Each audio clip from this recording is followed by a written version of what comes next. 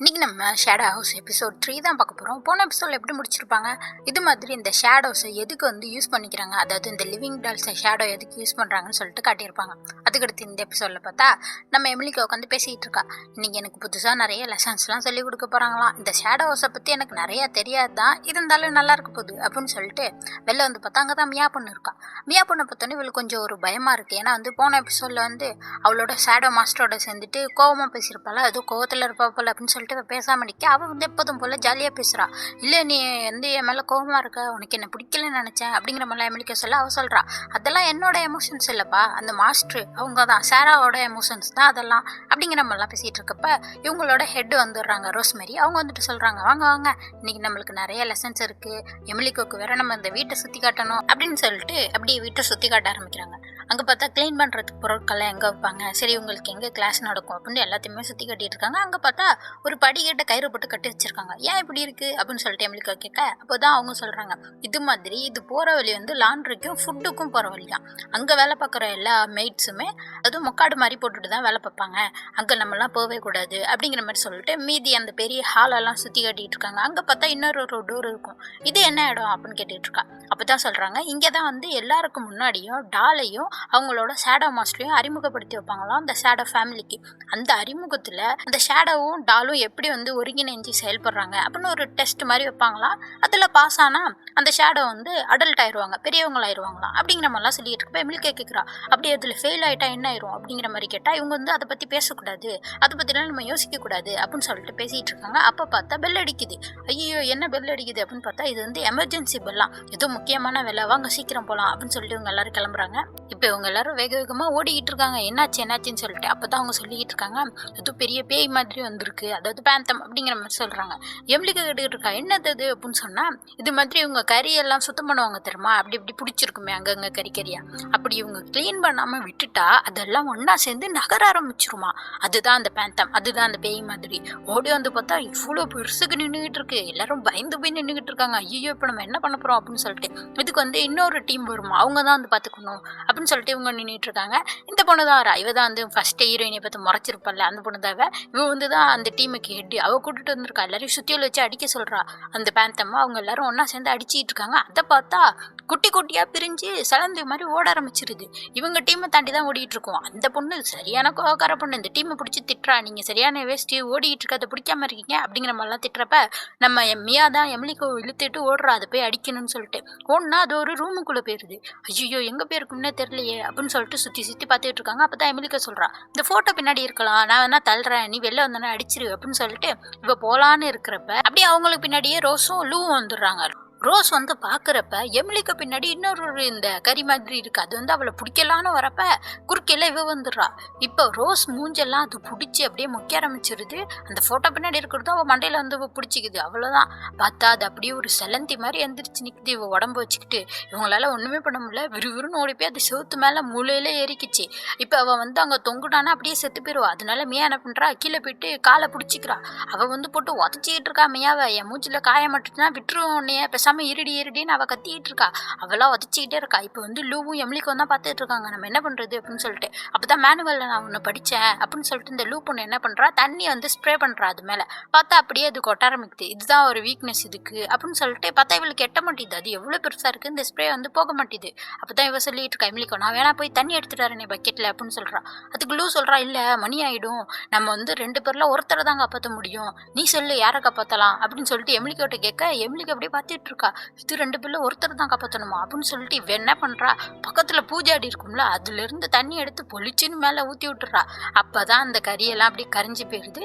நம்ம ரோஸும் காப்பாற்றியாச்சு, மியாவும் காப்பாற்றியாச்சு. அப்போ ரோஸ் வந்து படுக்க வச்சுருக்காங்க.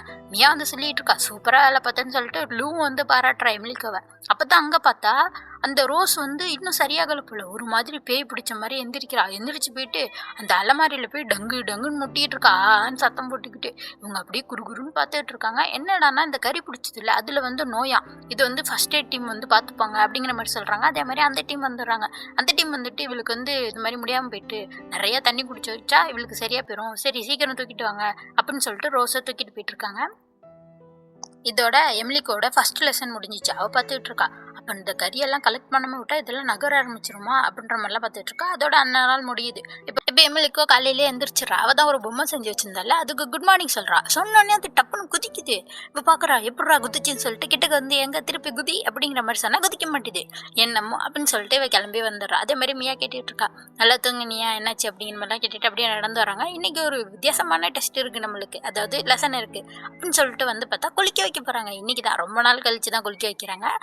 குளிக்க போகிறோமா அப்படின்னு சொல்லிட்டு ரெண்டு பேரை தான் உள்ளே போகணும். இப்போ வந்து மியாவும் நம்ம எம்லிக்கு வந்து உள்ளே போயிருக்காங்க. இவ சொல்லிட்டு இருக்கா, நான் தண்ணி பட்டா உடஞ்சி போயிடுவோம் அப்படிங்கிற மாதிரிலாம் நான் நினச்சிக்கிட்டு இருந்தேன் அப்படிங்கிற மாதிரிலாம் எம்எல்க்கு சொல்லிட்டு இருக்கா. அவள் சொல்கிறா நம்மளை சூப்பராக வந்து கிராஃப்ட் பண்ணியிருக்காங்க, அதனால நம்மளுக்கு எதுவுமே ஆகாது அப்படிங்கிற மாதிரிலாம் மியாவும் சொல்லிட்டு இருக்கா.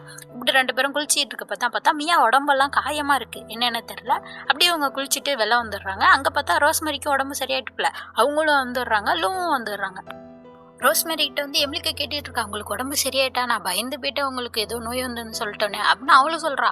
ஆமாம் நானே பயந்து போயிட்டேன், என்னை மட்டும் சீக்கிரமாட்டி ட்ரீட்மெண்ட் பண்ணலன்னா அவ்வளோதான், நான் வந்து உடஞ்சே போயிடுவேன் அப்படிங்கிற மாதிரிலாம் ரோஸ் சொல்லிக்கிட்டு இருக்காங்க. நல்ல வேலை ஃபஸ்ட் எய்ட் டீம் வந்து சூப்பராக வேலை பார்த்தாங்க.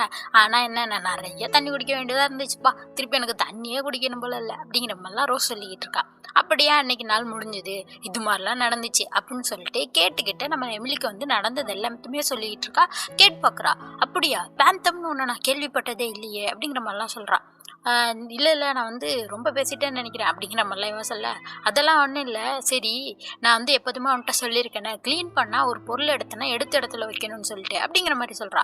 இவ பார்க்குறா, எதை பொருளை நான் நவுத்தி வச்சேன் என்னாச்சு அப்படிங்கிற மாதிரி சொன்னால் இவளோட பொம்மை வந்து நவுந்துருக்கு பாரு, அது இல்லாத இடத்துலேருந்து வேற ஒரு இடத்துல இருக்குது பாரு அப்படிங்கிற மாதிரி சொல்கிறப்ப நம்ம எம்லிக்கு பார்த்துட்டு இருக்கா. ஓ உங்கள் பொம்மையை நகருதா அப்படிங்கிற மாதிரி சொல்கிறா. இவ சொல்கிறா, தப்பு செஞ்சேன்னா ஒத்துக்கோ, இப்பெல்லாம் போய் சொல்லாத அப்படிங்கிற மாதிரி கேட்டு சொல்கிறப்ப தான் எம்லிக்கு சொல்கிறா, இல்லை நான் உண்மையாக தான் சொல்கிறேன், என் பொம்மை இன்னைக்கு காலையில் நகர்ந்துச்சு தெரியுமா அப்படிங்கிற மாதிரி சொல்கிறப்ப இவளுக்கு வந்து கோவம் வந்துடுது. இப்பெல்லாம் வந்து தப்பாக போய் சொல்லாத நீ அப்படிங்கிற மாதிரிலாம் இவள் கோவப்பட அந்த நேரம் பார்த்து டக்குன்னு இவளோட பொம்மை வந்து குதிச்சிருமா மேலே.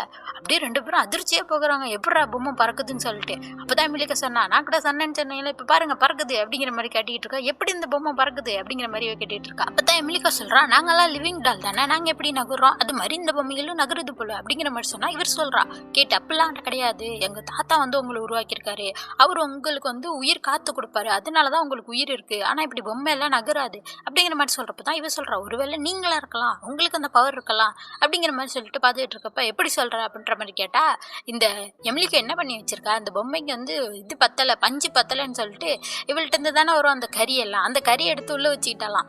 ஏன்னா எப்போதும் நீங்கள் என் கூடயே இருக்க மாதிரியே இருக்கும், அதனால தான் அப்படிங்கிற மாதிரி அவ சொல்கிறப்ப இவ பார்த்துட்டு இருக்கா, என்ன நீ இப்படி வித்தியாசமாக பண்ணிக்கிட்டு இருக்க என்னமோ அப்படின்னு சொல்லிட்டு அந்த பக்கம் திரும்பி நின்று அவளுக்கும் சந்தோஷமாக தான் இருக்கு இப்படி பண்ணதை பற்றி.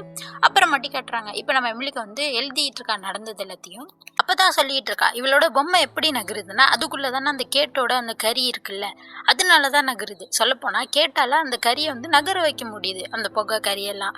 அது மாதிரி இன்னைக்கு நடந்த அந்த பேந்தம் பெரிய பேய் இருக்குல்ல, அதையும் யாரையோ நகர்த்திருப்பாங்களோ, அதை யாரோ மூவ் பண்ணியிருக்காங்க, அதனால தான் அது வந்திருக்குமோ அப்படிங்கிற மாதிரிலாம் யோசிக்க இவ ஒரு டால், இவ வந்து இதை பற்றிலாம் யோசிக்கக்கூடாதுன்னு சொல்லிட்டு அவளே திருப்பி சொல்லிக்கிறா, நான் எப்போதும் ஷேடோ ஃபேமிலிக்கு உண்மையாக தான் இருக்கணும், இதை பற்றிலாம் பேசக்கூடாது, இதை பற்றிலாம் யோசிக்கக்கூடாது அப்படின்ற மாதிரி சொல்லிட்டு இருக்கப்போ தான் கேட் வந்து கூப்பிட்டுருக்கா. சரின்னு சொல்லிட்டு இவ கேட் ரூமுக்கு வரப்ப அங்கே பார்த்தா இவ சொன்ன மாதிரியே கேட்டால அந்த கறியெல்லாம் வந்து நகர வைக்க முடியுது, அவளோட கண்ட்ரோலில் வச்சுக்க முடியுது அதுங்களை. அதை பற்றிட்டு இவர் சொல்கிறா, நான் சொன்னேன் பார்த்தீங்களா உங்களால் பண்ண முடியுது அப்படிங்கிற மாதிரிலாம் இவ பேசிகிட்டு இருக்கப்போ தான் இவ சொல்கிறா, இது மாதிரி நீ இதை பற்றி வெளில யார்ட்டையும் சொல்லக்கூடாது, அதனால தான் உன்னை இப்போ கூப்பிட்டுருக்கேன் அப்படிங்கிற மாதிரி சொல்கிறா, ஏன்னா இது வந்து ரகசியமாக தான் இருக்கணும் அப்படிங்கிற மாதிரி சொல்கிறப்ப அதோட என்ன சொல்கிறேன்னா, நம்ம வந்து சீக்கிரமாட்டி நிறைய படிக்கணும், நிறைய கற்றுக்கணும், ஏன்னா வந்து சீக்கிரமாக இவங்க ரெண்டு பேருமே அறிமுகம் பண்ண போகிறாங்களா எல்லாருக்கும் முன்னாடியும், அதனால அப்படின்ற மாதிரி சொல்கிறப்ப பார்த்தா நம்ம எம்லிக்கு வந்து டப்புன்னு கீழே விழுவ போயிடுறா. இவ வந்து பிடிச்சிடுறா, என்னாச்சு உனக்கு இன்னைக்கு ரொம்ப வேலை பார்த்துட்டு போல டயர்டாக இருப்ப, நீ போய் இன்னைக்கு ரெஸ்ட் எடு, நாளைக்கு நம்ம படிச்சுக்கலாம் அப்படிங்கிற மாதிரி கேட்டு சொல்கிறா.